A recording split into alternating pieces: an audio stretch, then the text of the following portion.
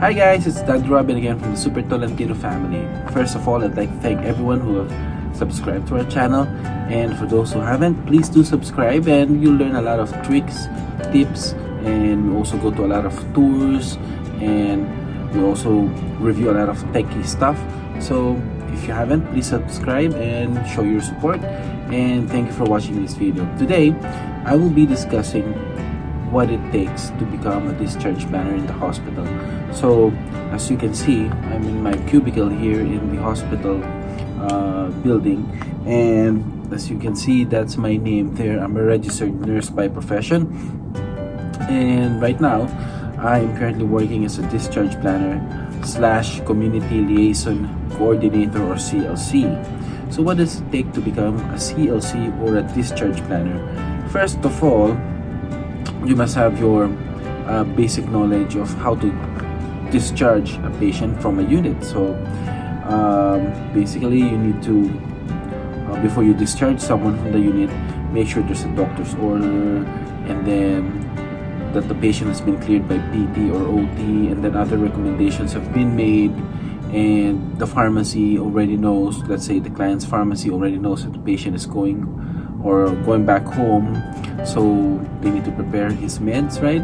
And then if there's any other equipment needs for that patient, usually the OT would make a loan referral or requisition so that the patient, or that client who's going home, will be able to borrow or buy a wheelchair or a walker or a cane or crutches.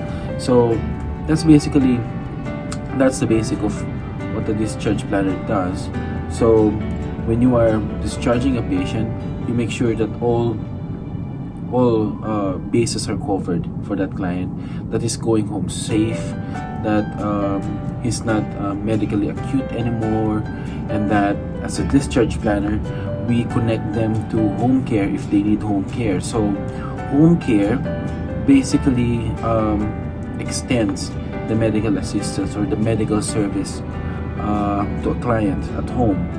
Either they went back to their private home, or to a lodge, or to a DSL 3 or 4, that's a designated supported living level 4 or level 3, or long-term care. So what do we do as discharge planners in the hospital? So what we do is we make sure they are connected to the right resources, so that when they get discharged, they will still be taken care of when it comes to their medical needs, right? So let's say a patient is going home with ostomy. As a discharge planner, we connect them to home care people, to the case manager in the community, so that the case manager can send people to see this client and take care of the ostomy, right? Or let's say the patient goes home with a catheter, so the case manager will send someone who will provide catheter care and management and stuff like that. Or let's say wound, so the patient goes home with a wound that has to be dressed or cleaned every now and then. So it's all arranged by the discharge planner and the community case manager. So basically, in order for you to land this job, or if you want to be in this job, you should know the basics. So the basics would be knowing the resources, right? Basically, if you are the discharge planner, you are the go-to person when a person is getting discharged from a unit. The charge nurse or the doctors or the PTs, OTs, they will talk to you, they will approach you and ask, what can we do for this patient when this patient gets discharged, right? So you, being the resource person, you should be aware of the services that home care people can provide, right?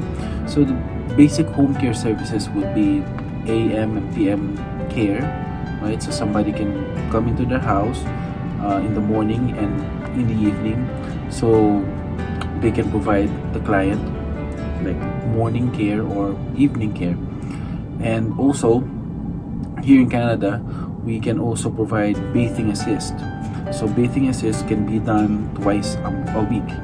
So a home care patient can, or a client can receive a bathing service, right, at home twice a week. And then we can also connect them with wound care people, or Foley catheter care, and ostomy care, as I've mentioned a while ago. And then aside from those, home care clients can also be assisted and actually provided with a machine for HPT, or home parenteral therapy. This is a machine for receiving IV medications like antibiotics or analgesics, right? So that's HPT.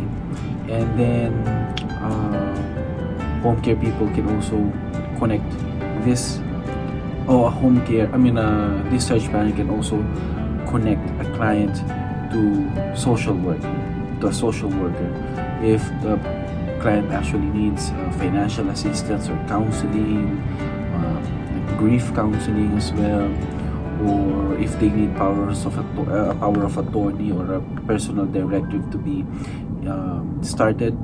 We as the discharge planner can actually get the social worker involved with this client. And then aside from that, well, of course, the discharge planner can also refer or recommend the client to be assisted with their medications. Here in Canada, or in Alberta specifically, we call it Medication Assistance Program, or MAP. So an LPN or an HCA can come over to the client's house and assist the client with opening his medication bottles or blisters, right, and to safely self-administer that, right. We can also send staff to, let's say, a client has to be routinely checked, has to have his vital signs routinely checked, so we would send someone to do that for them as well. And also, some clients would require compression stockings assistance, so home care also provides that service. There's a lot of services that home care actually can provide the client, even with palliative care and stuff like that, or applications to hospice, or an alternate level of care, like let's say the client or the patient was actually dependent at home before, and then suddenly a medical situation happened and they end up being one person assist or two person assist. So the discharge planner can talk to these clients and introduce to them what we call here in Canada ALC, or alternative level of care, which means instead of going home, they can just go to a DSL-3 or DSL-4 or long-term care, where there will be support people 24 hours a day. So that's one thing that discharge planners do. So if you're applying for a job like this, these are the basics that you can mention during the interview, that you want to learn this. Of course, you're applying for that position, so you wouldn't know that at first, right? So, but it's nice to impress the one interviewing you, that you know something about what discharge planning actually is, right? So they don't have to really paint the entire picture for you, right? And then of course, here in Alberta, we have a thing called Meditech, and so we also do a lot of computer work and paper stuff. Actually, you don't have to be answering call bells when you're in the units, right? You don't have to be providing personal care anymore at bedside, because you're doing planning when they get discharged, right? For some people or some patients would decline home service, and you just have to chart on that in the computer software that we use. We call it EMR, or Enterprise Medical Records, so anybody can see your charting, right?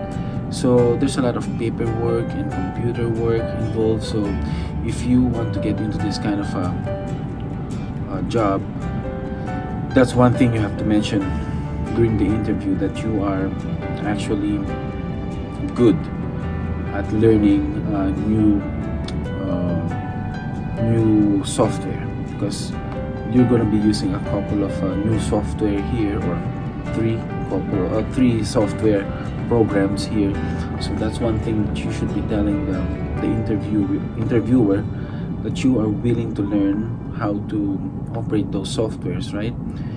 And then of course you'll be calling a lot of people, so you should be I would say fluent and confident with the way you speak, and you should also be good with assessments, right? Because you're not just basing everything on what the other staff tells you, right? So sometimes you have to be there in front of the client, especially if you're doing what we call a RAI, the inter-RAI, or the resident assessment instrument.